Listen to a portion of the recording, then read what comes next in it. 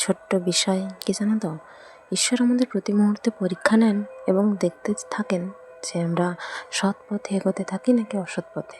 দিন শেষে আমরা ভালোটা করি নাকি খারাপটা।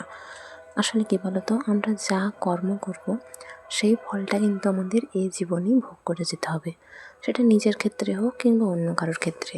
আমরা ভাবি যে আমরা যাই করি না কেন তাতে কোনো ফল পাবো না, অনেকেই এটা মনে করে এবং মনে করে অন্যের ক্ষতি করে। টুকটাক ক্ষতি করাও কম ব্যাপার, চরমভাবে ক্ষতি করে, এতটাই বেশি যে তার বেঁচে থাকাটাও হয়তো একসময় দুঃসহনীয় হয়ে দাঁড়ায়। কিন্তু কি জানো তো, সে একসময় ভুলে যায় যে একদম যখন 16 কলা পূর্ণ হয়ে যাবে তখন কিন্তু ঈশ্বর তাকে তার ফলটা ঠিক সময় ফিরিয়ে দেবেন। যদি ভালো কিছু করে তো ভালো ফেরত পাবে, আর যদি খারাপ কিছু করে তাহলে একসময় খারাপটাই তার জীবনে ফিরে আসবে। যাই হোক, তো সকালে টুকটাক কাজকর্ম সেরে আমি বাবার সাথে যাচ্ছি একটু ফিশারির দিকে। আর চারদিকে ধান গাছের চারাগুলো দেখছিলাম। এদিকে যেতে যেতে এক জায়গায় বীজ ঢালা হচ্ছে, তো বেরোতে পারছিলাম না। বাবা আমার হাত ধরে সেই জায়গাটা পার করে দিল। জীবনটা এরকমই। আমি সাধারণত না হুট করে কারোর হাত ধরি না, জানো তো। একমাত্র বাবার হাতটাই শক্ত করে ভরসা করে ধরি। মার হাতটাও ধরি অবশ্য, কিন্তু এর বাইরে অন্য কারোর হাত ধরার আগে আমি 100 বার নয়, 1000 বার নয়, আরও বেশিবার ভাবি। কারণ মানুষ সাময়িক তোমার হাত ধরার জন্য এগিয়ে আসবে ঠিকই, সবসময় হাত ধরার জন্য তুমি না কাউকে পাবে না। আর যখন পাবে না তখন নিজের হাতটা যাতে নিজের অপর আর একটা হাতকে ধরে এগোতে পারে, সেই মানসিকতাটা আমাদের রাখা উচিত। অর্থাৎ তোমাকে এগিয়ে দেওয়ার জন্য সবসময় যে অন্য একজন হাত প্রস্তুত থাকবে এই আশা করাটা মূর্খামি, বুঝলে? আর এটা যত তাড়াতাড়ি বুঝবে, ভাববে জীবনে আরও এক ধাপ এগিয়ে গেছো তত তাড়াতাড়ি। সত্যি বলতে কারোর কাছে আশা করাটা উচিত নয়, আর সে স্বভাবও আমার নেই।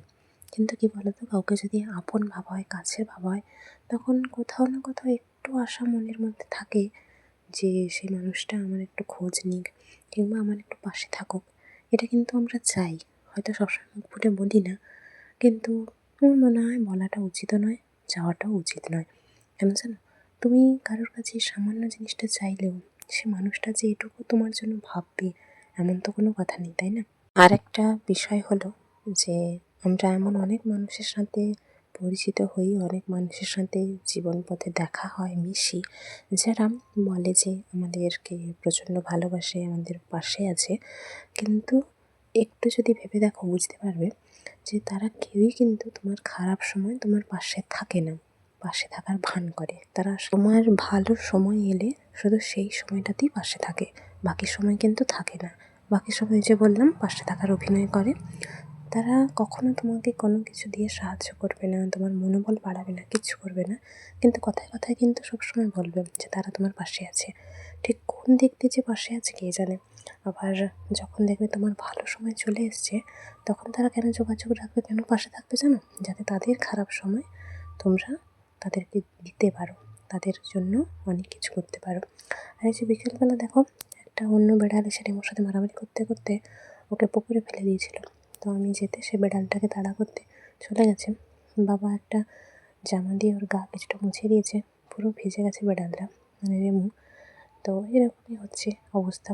কী বলতো, দুর্বলের ওপর সবলের অত্যাচার আজীবনকালই আছে, যেটাকে আমরা ইতিহাসে পড়ে এসেছি মাতৃশূন্যের প্রথা বলে। যাই হোক, কী আর করা যাবে। আমি মনে করি যে দুর্বল তার পাশে থাকাটাই উচিত, কারণ যে সবল সে তো নিজেও শক্তিশালী আর অন্যান্য অনেকেই তার পাশে থাকবে, কিন্তু যে দুর্বল তার পাশে তো তেমন কেউ থাকবে না, তাই না? তাই যখন তুমি জীবনের শূন্য থেকে শুরু করছো এবং সর্বোচ্চ পর্যায়ে গিয়ে পৌঁছাবে, এটা মনে রাখবে যে সেই শূন্য অবস্থায় থাকাকালীন তোমার পাশে কে ছিল, তোমাকে কারা ভরসা জুগিয়েছিল, তোমার মনোবল বাড়িয়েছিল, তাদেরকে কখনো ভুলে যেও না। কারণ তোমার ভালো সময়ে, তোমার সুদিনে অনেক দেখবে মানুষজনকে পাশে পেয়ে যাবে, কিন্তু তোমার দুর্দিনে গুটি কয়েকজনকেই পাশে পাবে। যদি কোনো সময় কোনো কারণে তাদের সাথে যোগাযোগ না থাকে, তবুও তাদেরকে মনে রাখার চেষ্টা করো, তাদের জন্য ঈশ্বরের কাছে প্রার্থনা করবে তারা যেন ভালো থাকে, সুস্থ থাকে।